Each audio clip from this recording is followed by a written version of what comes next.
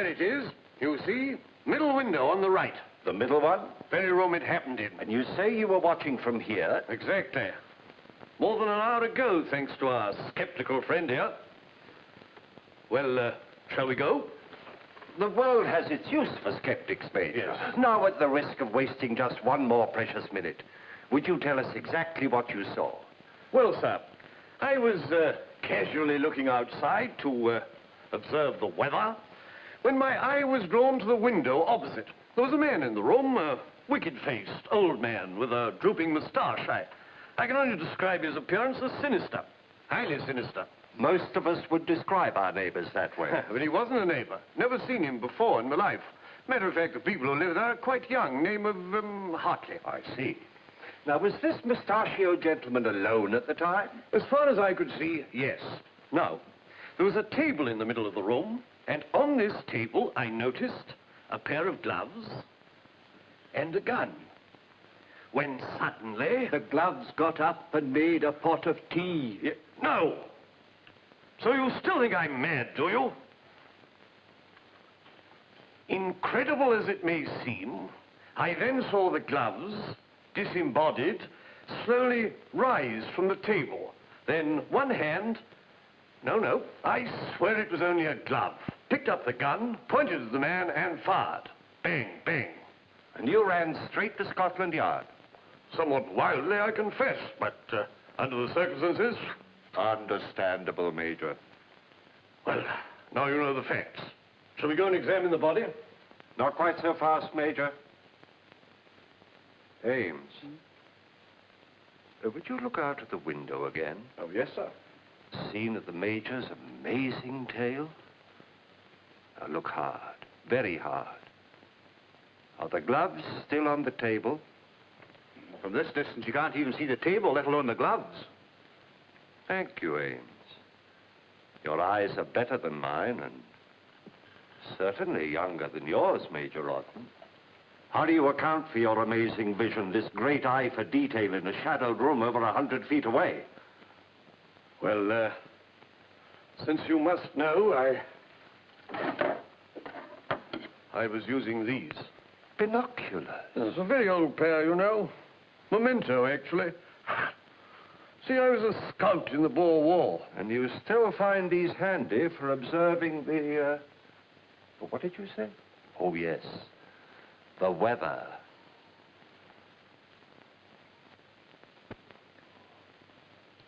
Well, from the looks of it, I should say the weather is getting warmer. I can assure you, gentlemen, there's nothing malicious in this at all. I'm an old man. You know how it is. You find life walking past you and just can't keep up with it anymore. You just watch it through a pair of binoculars.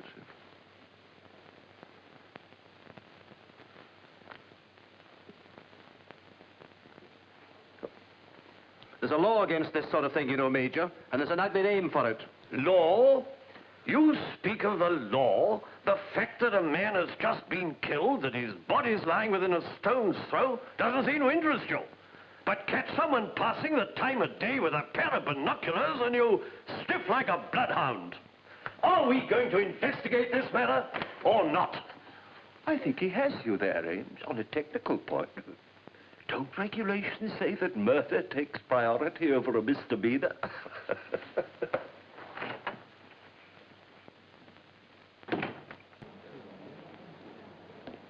You'll pardon me, this is a police investigation, is it not? Not with you bothering us, Novikov. Go away. Baron Novikov. Perhaps I can be of assistance. Don't listen to him. Thinks he knows everything, always prying into other people's business.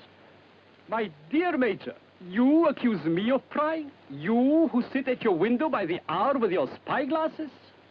But it's true, sir. I do know much of what goes on in this fishbowl. Oh, then perhaps you can tell me, Baron. Approximately an hour ago... Did I hear 2 gunshots? I did. You're certain they were gunshots, not the backfiring of a car?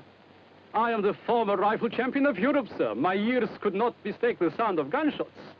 I am also capable of shooting out the eyes of binoculars at 300 meters. Why did you not report to the police that you had gunfire? I consider bullets relatively harmless.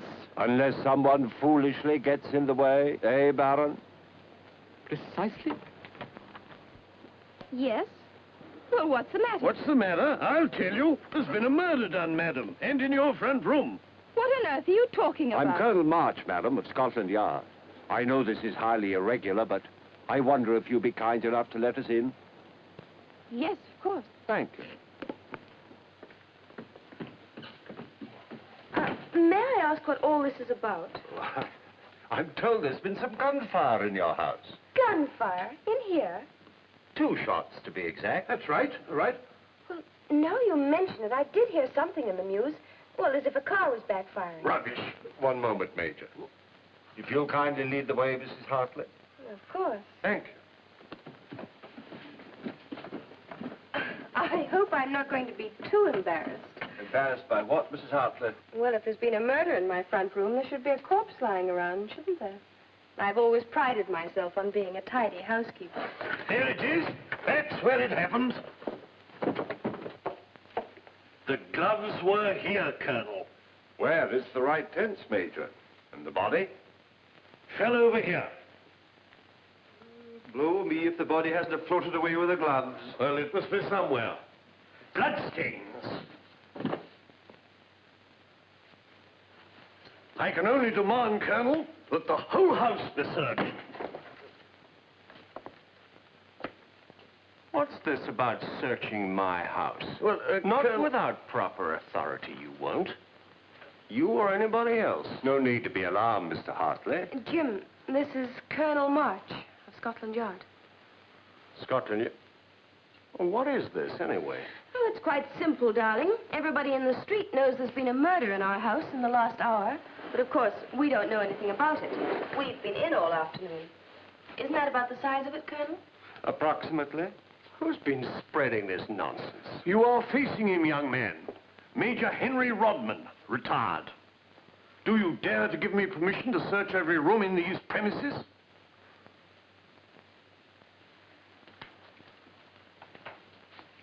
Major, the house is yours. But, forgive the bedroom, will you? My wife and I were not expecting visitors.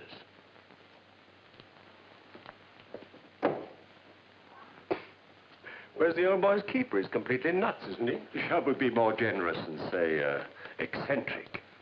Well, all I've heard so far is guns, a glove, and a falling body. Tell us more, Colonel. It sounds fascinating. The details are fantastic. Not worth repeating. Well, they must be if they're worth taking up the time of Scotland Yard. I endure a great many things, Mr. Hartley, in the course of my particular job. Of course, Colonel March. I've heard of you. You're that department of... what's it called? We're complaints, ma'am. And the Major's tale was just wild and fantastic enough to tempt my palate. And you're taking this seriously.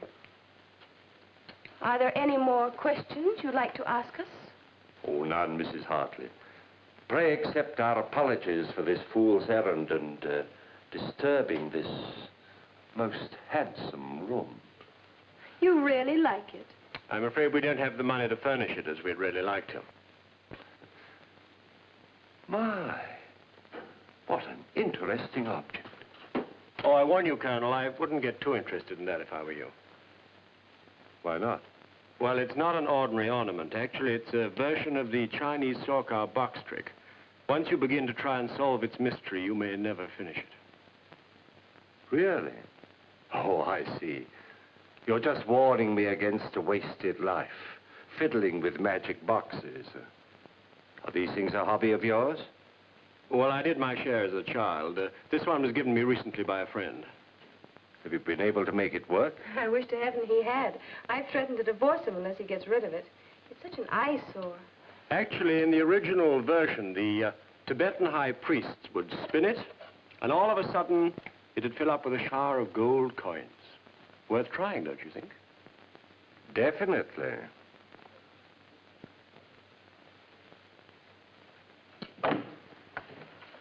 I wish to apologize, sir.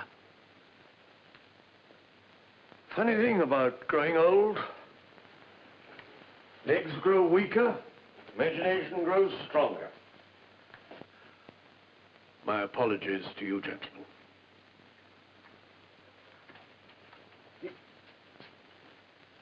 What's the matter? Are you all right? That picture! That is the man, Colonel. I knew it. Oh, I know what you're thinking. Idiotic ravings of an old goat. But there is the proof. That is the man I saw murdered. That's the man you saw murdered? You remember, Colonel? Man with a drooping moustache. Sinister expression. Well, Major, that man happens to be my Uncle Nicholas Hartley, my favorite uncle. And he died 4 years ago. 4 years. Less than an hour ago, Really, Hartley. Major, if you have any sense of reason left at all, please let me appeal to it. I have here a photograph of my Uncle Nicholas taken from a Melbourne newspaper the day after he died. He was rather well known there. Do you observe the date line?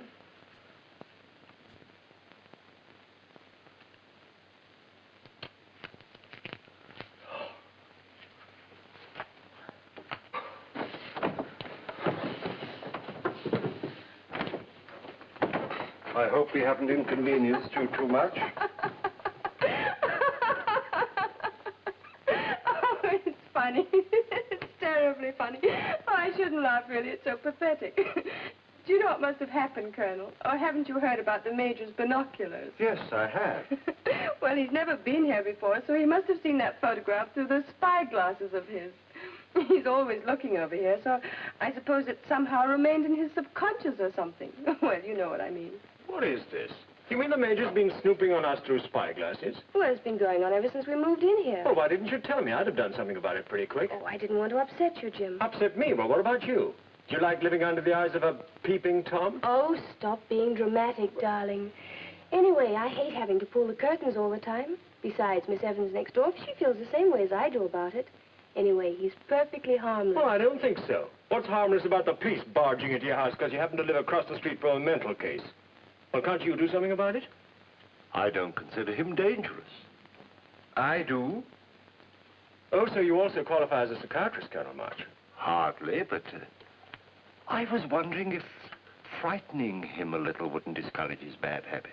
If we taught him a lesson, so to speak. Well, frighten him how? Oh, by taking him into custody for a few days, for observation and questioning. Of course, Jim. That should do it. Well, all right. At least we get 1 day of privacy out of it. Then you'll come down to Scotland Yard and lodge a formal complaint? Oh, is that necessary? Well, you see, we had an engagement this evening. Oh, it won't take very long. I'm quite sure you'll be able to keep any engagement you might have.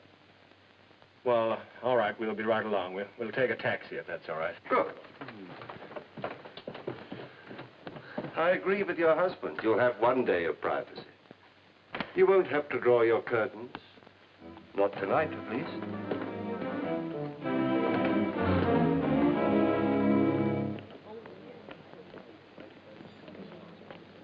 Gentlemen, my services are still at your command. Well, you remember, Baron, if you see any gloves floating around the houses here, don't you forget to report it. Floating gloves? If I see any, I'll be happy to report them. You'll be returning soon, I hope. I wouldn't be surprised. Oh, this is the most interesting area. We have many notable personalities living here. For instance, directly behind the Hartleys here, separated by only a small garden, lives Sir Maxwell Fairchild. He's away at present for the government. A secret mission. You've seen his art collection, of course. Magnificent. Unfortunately, I am not on speaking terms with Sir Maxwell. Like the others in this district, I am only his tenant. My dear Baron, you don't mean to tell me that you and Sir Maxwell have not developed a very close social relationship? Ah, but yes. Each month, Sir Maxwell and I have an extremely close relationship. He charges me a very high rent, and to keep a roof over my head, I am forced to pay him.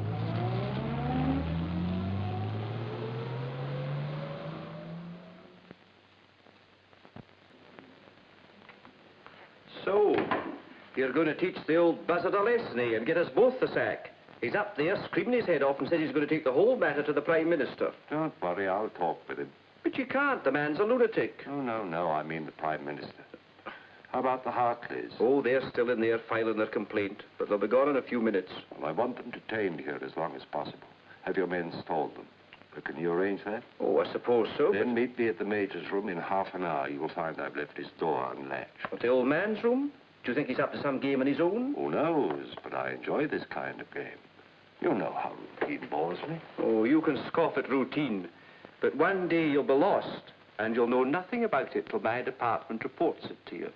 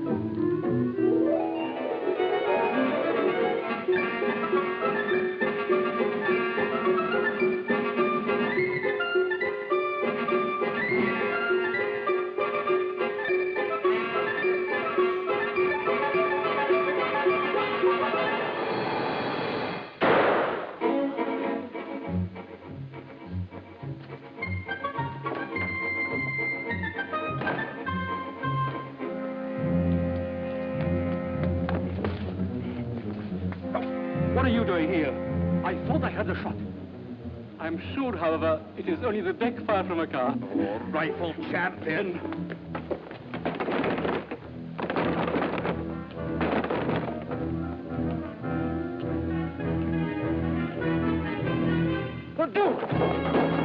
Oh, Marge. Why not try the back door, Ames? Thank you.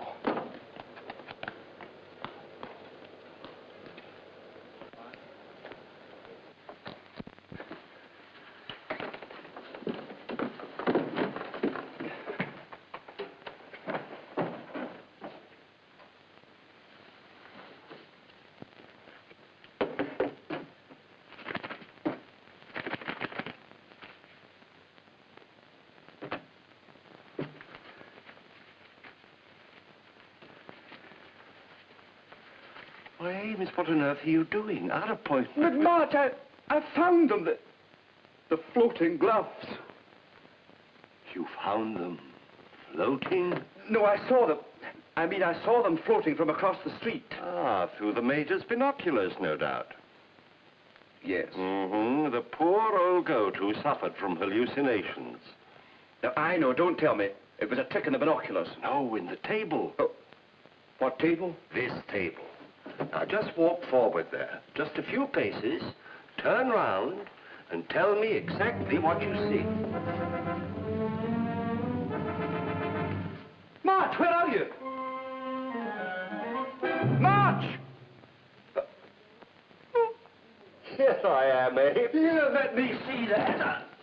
Oh, you're quite right, Ames. It's done with mirrors.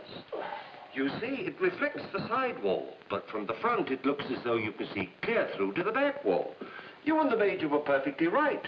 You did see floating gloves, but they were operated like this.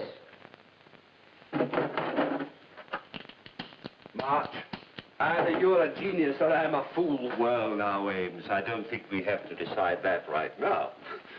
I found the mirror in this closet here. Oh, so it was you just now? Well, yes.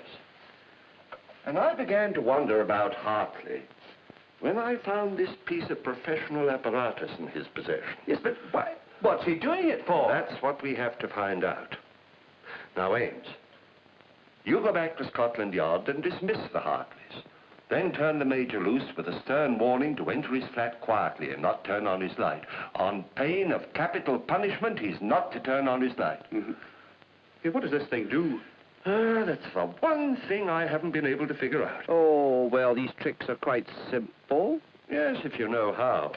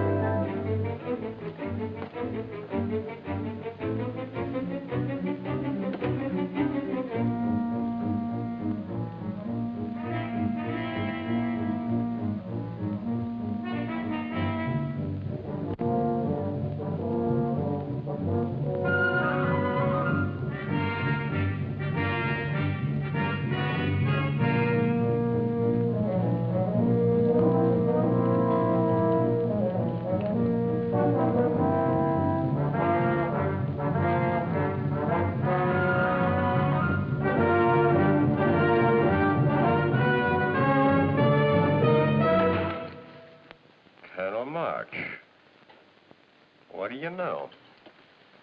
Early Roman? Looks Greek to me. Not Etruscan, then? No, Greek.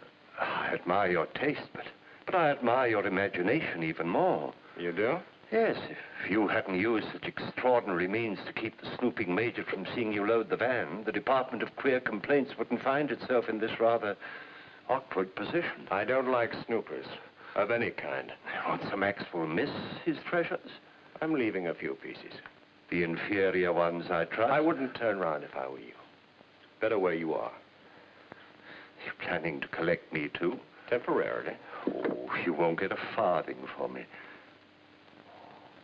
Priceless. Priceless. That's where you're wrong, Colonel. They'll fetch a very fancy price indeed. They're so well known. Who would buy them? Sir Maxwell Fairchild himself. He spent a useless lifetime collecting them. He'll buy them back. Look at this beautiful workmanship. Oh, you...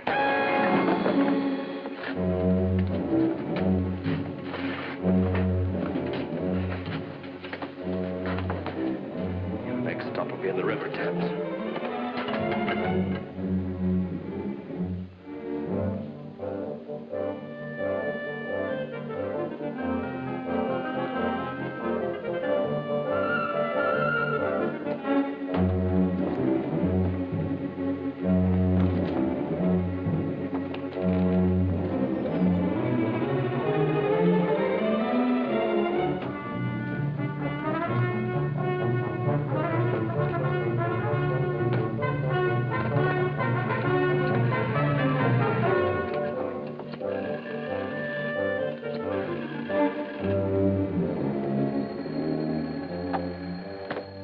Inspector Ames speaking.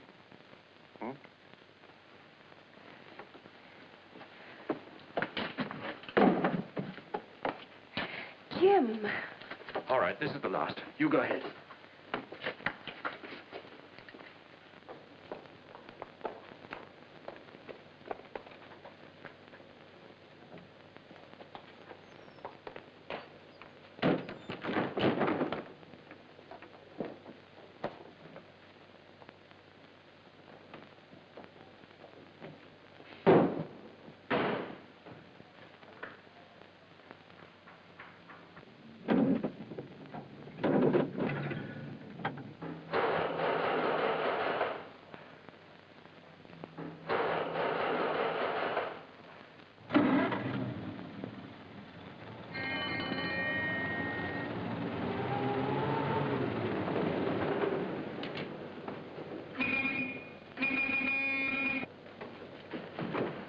That's far enough.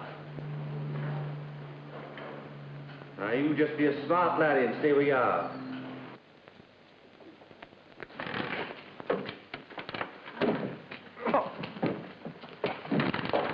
Colonel Marsh! Oh, Ames. Are you all right? Oh, yes, I'll live. Among the antiques, eh? Oh, well, everything in its proper place.